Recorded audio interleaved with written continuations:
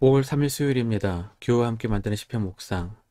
시편 19편 내 입의 말과 마음의 묵상이 라는 주제로 말씀을 나누겠습니다. 먼저 기도로 시작하십시오. 낭독을 들은 후 일리에 듣기 바랍니다. 꾸준한 영성을 여는 당신의 생을 변화시킵니다. 첫 번째, 시편 낭독. 시편 19편 낭독자는 정정업 청년입니다. 시편 19편. 하늘이 하나님의 영광을 선포하고 곰창이 그의 손으로 하신 일을 나타내는도다. 날은 날에게 말하고 밤은 밤에게 지식을 전하니 언어도 없고 말씀도 없으며 들리는 소리도 없으나 그의 소리가 온 땅에 통하고 그의 말씀이 세상 끝까지 이르도다. 하나님이 해를 위하여 하늘에 장막을 베푸셨도다.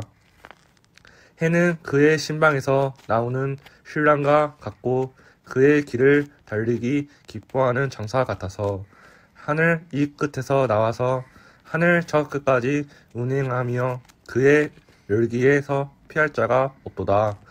여호와의 율법은 완전하여 영혼을 소설시키며 여호와의 증거는 확실하여 우둔한 자를 지혜롭게 하며 여호와의 교훈은 정직하여 마음을 기쁘게 하고 여호와의 계명은 순결하여 눈을 밝게 하시도다. 여호와를 경외하는 도는 정결하여 영혼까지 이르고 여호와의 법도 진실하여 다 애로우니 금 곧 많은 순금보다 더 사모할 것이며 꿀과 성의꿀보다 더 달도다. 또 주의 종이 이것으로 공고를 받고 이것을 지킴으로 상이 크니이다. 자기 허물을 능히 깨달은 자 누구리요. 나를 숨은 허물에서 벗어나게 하소서. 또 주의 종에게 고의로 죄를 짓게 말게 하사 그 죄가 나를 주장하지 못하게 하소서. 그리하면 내가 정직하게 큰 죄가에서 벗어나겠나이다. 나의 반석이시요 나의 구속자이신 여호와여, 내 입의 말과 마음을 무쌍히 주님 앞에 연락되기를 원합나이다. 시편 19편 해설. 19편은 다윗의 시라는 단서 외에는 없어 어떤 상황에서 기록했는지 알 수가 없습니다. 후대에 붙인 표제에 다윗의 시라고 언급하지 않았다면 누구의 시인지도 알 수 없었을 것입니다. 다시 말하면 이 시편은 특별한 상황에서 기록한 시라기보다는 언제 어디서든지 하나님의 구원의 은혜를 묵상하며 찬양할 수 있는 보편적인 시입니다. 14절입니다. 나의 반석이시요 나의 구속자이신 여호와여, 내 입의 말과 마음의 묵상이 주님 앞에 연락되기를 원하나이다. 40, 50대 이상 되신 분들은 어린 시절 많이 불렀던 찬양 가사가 떠오를 것입니다.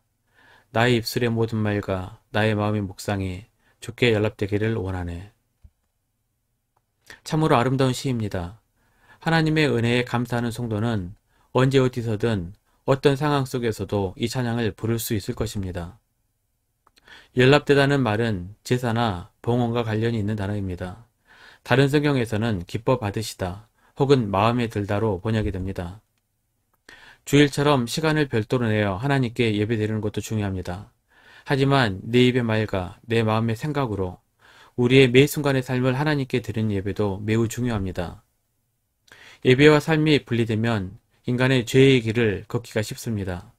하나님의 임재 연습이라는 책에서 나온 로렌스 형제처럼 설거지하고 청소하는 것도 마치 성례전을 받는 것처럼 살아가는 것이 삶으로 드리는 예배일 것입니다. 세 번째, 일반 계시와 특별 계시. 시편 19편은 크게 두 부분으로 나눌 수가 있습니다. 1절에서 6절은 창조하신 세계가 하나님을 계시하고 있다는 내용입니다. 7절에서 14절은 하나님의 말씀에 대한 것으로 당연히 하나님을 계시하고 있습니다. 좀 어려운 말로 일반 계시와 특별 계시입니다. 일반 계시란 자연을 통하여 하나님에 대해 알 수 있는 일반적인 진리를 말합니다. 특별 계시는 초자연적인 것을 통하여 하나님을 알 수 있는 진리를 말합니다. 1절입니다. 하늘이 하나님의 영광을 선포하고 궁창이 그의 손으로 하신 일을 나타내는도다. 1절에서 6절은 일반 계시입니다. 즉 자연의 경이로움을 관찰함으로 하나님의 존재와 권능을 알 수 있습니다. 우주의 신비와 질서를 보고 어떻게 하나님을 부정할 수 있을까요? 로마서 1장 19절에서 20절입니다. 이는 하나님을 알만한 것이 그들 속에 보임이라. 하나님께서 이를 그들에게 보이셨느니라. 창세로부터 그의 보이지 아니하는 것들, 곧 그의 영원하신 능력과 신성이 그가 만드신 만물에 분명히 보여 알려졌나니 그러므로 그들이 핑계하지 못할지니라.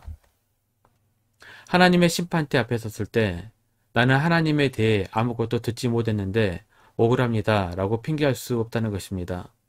자연을 통해 하나님을 계시하고 있기 때문입니다. 1절에서 6절이 일반 계시라면 7절에서 14절은 특별 계시입니다. 특별 계시란 특별한 방법으로 하나님을 계시하는 것입니다. 특별 계시는 꿈, 환상, 기적, 예수 그리스도, 십자가, 하나님의 말씀 등을 포함하고 있습니다. 성경이 기록되기 전, 특히 구약에서는 꿈과 환상으로 하나님의 말씀이 전달되었습니다. 하지만 하나님의 말씀이 기록된 이후로는 성경으로 충분합니다. 꿈, 환상, 기적 같은 것은 사람을 미혹하기에 매우 좋은 도구입니다. 그래서 이단과 사이비 집단에서 반드시 사용하는 도구들입니다. 큰 병 중에 있거나 고통 중에 있는 사람들이 지푸라기라도 잡는 심정으로 빠지는 경우가 매우 많습니다. 꿈, 환상, 기적 같은 특별 계시의 도구는 기독교뿐만 아니라 모든 종교에도 다 있는 것들입니다. 특히 무속 종교의 중심입니다. 무시할 수는 없지만 굳이 여기에 심취할 필요도 없습니다. 특별 계시는 하나님의 말씀으로도 충분합니다. 충분한 정도가 아니라 하나님의 말씀을 이해하는데도 우리 인생으로도 부족합니다. 그러니 하나님 말씀만 붙들면 됩니다. 특별 계시 쫓는다고 엉뚱한 데에 빠지지 않았으면 좋겠습니다. 7절에서 14절은 특별 계시 중 하나님의 말씀에 대한 부분입니다. 7절입니다. 여호와의 율법은 완전하여 영혼을 소성시키시며 여호와의 증거는 확실하여 우둔한 자를 지혜롭게 하며. 하나님의 말씀만큼 하나님을 확실히 계시하는 것은 없습니다. 히브리서 4장 12절입니다. 하나님 말씀은 살아있고 활력이 있어 좌우의 날선 어떤 검보다 예리하여 혼과 영과 및 관절과 골수를 찔러 쪼개기까지 하며 또 마음의 생각과 뜻을 판단하나니. 그런데 사람들은 확실한 성경보다는 엉뚱한 것들에 관심이 많습니다. 진리는 원래 깨닫지 못하는 자에게는 재미없는 것입니다. 욥기 33장 14절입니다.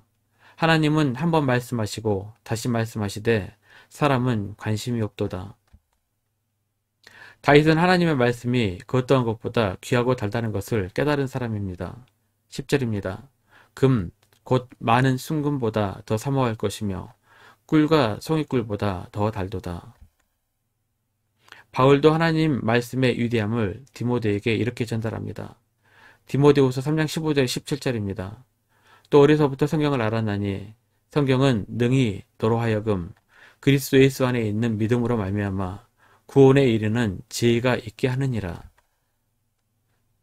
모든 성경은 하나님의 감동으로 된 것으로 교훈과 책망과 바르게 함과 의로 교육하기 유익하니 이는 하나님의 사람으로 온전하게 하며 모든 선한 일을 행할 능력을 갖추게 하려 함이라. 말씀 요약합니다. 하나님은 자연을 통해서 하나님을 계시합니다. 또한 하나님의 말씀으로 가장 강력하게 계시하고 계십니다. 다윗처럼 하나님의 말씀이 꿀보다 달고 금보다 귀한 경험을 하시기를 기도합니다. 1년 성경 일독 주간 계획입니다. 오늘은 수요일 역대하 33장에 35장까지 말씀을 천천히 묵상하십시오. 5월 중보기도 제목입니다.